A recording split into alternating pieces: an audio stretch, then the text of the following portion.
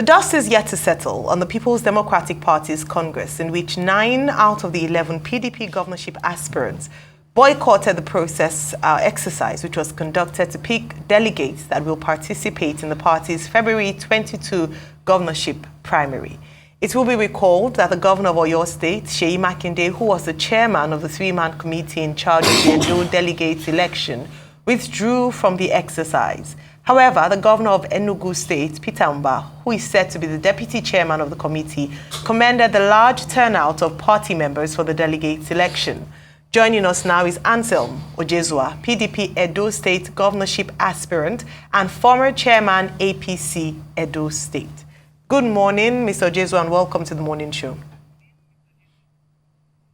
Good morning. Thank you for having me here. Well, Mr. Ojezua, it looks like there is trouble in Edo State PDP. Even if the PDP in Abuja, the National Working Committee, has said, look, everything is fine with Edo State PDP and all is well. But what exactly happened with 9 of the governorship aspirants withdrawing from the exercise to elect delegates for the February 25 primaries? What exactly happened? Well, let me first of all clear the air. There is no talk about withdrawing. That is the impression they want to give people. We neither withdrew nor did we boycott. We started this journey with our expression of interest. We filled the nomination forms. We are very well, we have the understanding of the process. And it is that process which has been hijacked by some elements, maybe influential elements, who have been given the responsibility to conduct this exercise, have compromised the exercise. And they are working in collusion with some major party officials and government officials, so to speak, in Edo. And so when you say that they say all is well, it reminds me of the king who was playing music in Rome while Rome was burning. It's a pity that those who have been put in positions of responsibility have abused their offices. They behave in an arrogant and vain manner, and they have jeopardized the position of the party.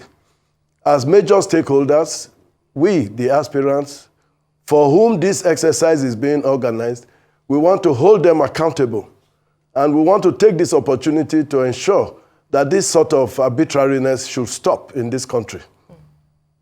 All right, so you've mentioned in a statement following, this whole crisis that you are exploring all internal mechanisms to address this particular issue with regards to the irregularities experienced. However, that in the event that this is not properly handled or tackled or responded to, you would go ahead to explore a legal procedure or legal redress in this matter. What is the state of things internally? What has been the response of the internal, leadership of the PDP? Has there been any response that sounds favorable to the aggrieved parties? And in the event that this doesn't happen, would you be pursuing a legal channel? Yes, you see, we are quite conversant with the processes. We are also conversant with the rules and the laws. In accordance with the guidelines, when we are, dissatisfied with what has happened, we wrote to the appeal committee that was set up by the party. The appeal committee met with us, and it was in that meeting we were able to convince them that what has happened is a sham. And in fact, they appear to be quite convinced because, you see, contrary to what they were fed by the National Organizing Secretary, who gave him all the materials with which they purportedly conducted the exercise, the result sheets that they gave to the appeal committee, the chairman of the committee confronted us with those result sheets, which we were seeing for the very first time. These are materials that we ought to have seen and inspected even before the process started. It never happened. It never happened because the National Organizing Secretary of the party, Alhaji Umar, had sent those materials directly to Edo State Government House from where they were disbursed. The process was ongoing before this chairman of the committee came in the following day. They had distributed these materials on the 3rd, and the chairman appeared midday of the 4th. And he came, he inspected 2 locations, and he expressed satisfaction. And that's why I said in a different platform that he came in, he misconceived his assignment. Rather than be the one to conduct the exercise, he came to observe.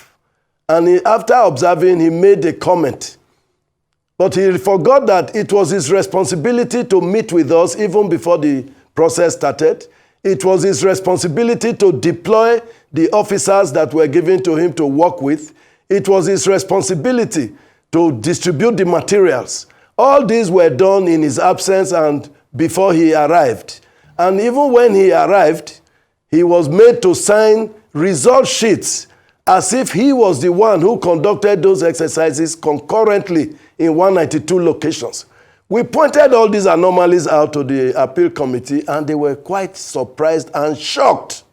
Again, they were also shocked that there was no stakeholders meeting before the commencement of the process.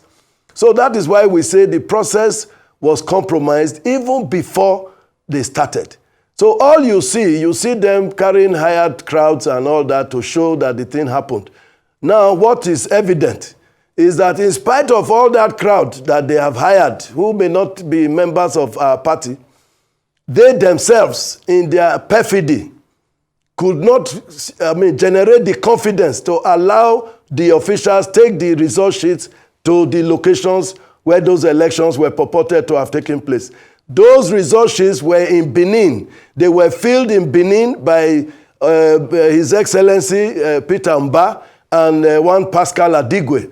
They were the ones who filled all the 192 result sheets, and they signed them. And they were shown to us.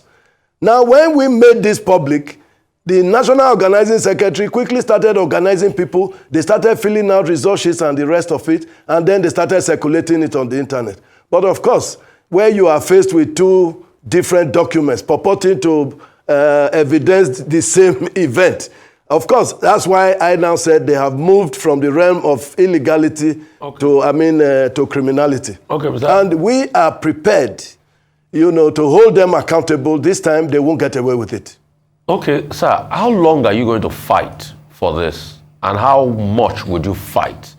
Because I can see a lot of high-handedness in this. And who would you attribute this high-handed nature to? Because you are known to be a man of your principle, your integrity, your words. I saw your career from back in the days in your APC incarnation. Now you have also moved to the PDP. How long are you ready to fight for this? Well, as you can see, I have said just a moment ago that we will take it to its logical conclusion. The honest thing about it is that it's unfortunate that those who have been victims of high-handedness in the past are now the ones dishing it out to others. What do you mean by that? Some of whom may have What do you mean by that? In the past. What do you mean by that? Who are these victims that are I know you are dying for me to say. I know you are dying for me to say that the governor is the one who is doing it. So is it the governor?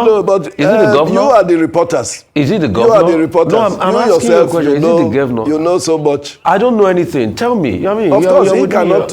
No, let me say. Go ahead. Yeah. No, let me say this. The governor cannot deny, involvement in this. He has his fingers written all over it. There's a lot of government resources that have been poured into this process. So much stories have been told about money changing hands. I don't have any direct evidence. But like I said somewhere some time ago, I said, if you see somebody behaving abnormally, then you know something abnormal has happened. When you see people behaving out of the normal, then of course, you must be able to reach a conclusion. As in law, we call it res ipsa loquitur. The thing speaks for itself. Once you see people behaving the way these guys are behaving, you cannot but reach the impression that something untoward must have happened to them. And they've tried so hard, to repair what is irreparable. And in the process, they have done things that have jeopardized the interest of the party. I can tell you with confidence, should they not take, common sense, should they not allow common sense to prevail, PDP will end up not having a candidate in this election, and that will be so unfortunate. The governor knows the right thing to do. Why am I holding him accountable? I'm holding him accountable because he is in charge. He is the leader. Even though he has not behaved like a leader, let him take notice now. It is not too late. He has an opportunity to do so, but in the event he doesn't, let him take full responsibility for whatever happens. And in saying this, I know that Edo people will hold him accountable. PDP has some level of, goodwill with the Edo people. If Edo people have a choice, they will want to have a credible candidate from PDP. But should the governor make it impossible, they will settle for what they can get. And he himself, he knows the implications of that. Because he has been caught in trouble both within and outside the party. So he himself, if he doesn't do it because of PDP, if he doesn't do it because of Edo State, at least let him do it because of himself and his own enlightened self-interest. If he does not, then I'm sorry for him. Mr. Ojezua, well, it's very obvious that there is really trouble in the PDP in Edo State. And, some of the ominous things you have said, would seem to raise some concern in certain quarters. You are a founding member of the PDP. You've been Deputy Chief of Staff. You've been Commissioner for Information. You've been Commissioner for Youth and Sports. You've been Commissioner for Lands and Housing. You've been Supervising Commissioner for Works and Education. You've been Chairman of the APC. You left PDP. You came back. And now you speak with a lot of passion. Why are you so interested in becoming governor? What is it that you have to offer the people of Edo State? Because with this passion, there must be something you are still looking for in government. Well, you see, from my own experience and from the observation I have made, I have found out that in this country, they have set ways by which they carry on governance. And it is, in my opinion, a parasitic situation where we just wait, we go to Abuja, collect allocation, pay salaries, and we believe that all is well. Now, the situation is that if you look at the economy of our country, you are going to find out that the Naira is continuously taking a beating. Right from the 1980s to date, the Naira has slid from 80 kobo to $1 to 1,550 Naira to $1 within our lifetime. Why is that? That is so because we are neither in production, nor are we in processing, or even in manufacturing. These are the things that we need to change. We need to rejig the way our economy is being run. We have to take steps to deepen our economy. We must be in production. Speaking specifically in Edo State is even in a worse state than Nigeria. Why do I say this? We cannot even produce what we eat to start with. That is an unfortunate thing. We have some factories. For instance, we have some feed mills. Our feed mills depend on maize from the Middle Belt and the far north. Meanwhile, we have arable land in Edo. We are not farming the way we ought to farm. Our people still talk about subsistence farming. You cannot be talking about subsistence farming and talking about food production in a country like Nigeria with its huge population. So the market is there. Unfortunately, production is zero. So we need to look into that. In any case, some of the steps that have been taken in the past, some of them may have yielded fruits, but even those fruits are denied the people of Edo. For instance, our economy in Edo has risen. Internally generated revenue has, increased exponentially, which is good, for governance, and I give them kudos for it. But most of that money is exported, is outsourced. It does not impact the people. The only factory that Edo State government has invested in directly that I know that is functioning is the fertilizer blending plant in Auchi. That plant was built and completed by Chief Lucky Benedion He could not activate it before he left office. Other governors who came behind him possibly did not consider that a priority. But His Excellency Godwin Obaseki had the presence of mind to ensure that that factory was activated. Unfortunately, neither the fertilizer they produce nor the income that comes from it is Edo. The fertilizer they produce is designed for the Northeast, while the monies that comes from it, I'm told, in excess of 15 billion by their own publication, is not resident in Edo because the place is not being run by Edo people. So Edo people are just sitting down, they are spectators. They see good things happening around them, they cannot even take the benefit of it. We need to look at that such that we do those programs that will impact directly on the people. Secondly, there are, some reforms that we need to do. We have to look at the issue of compulsory acquisition of land.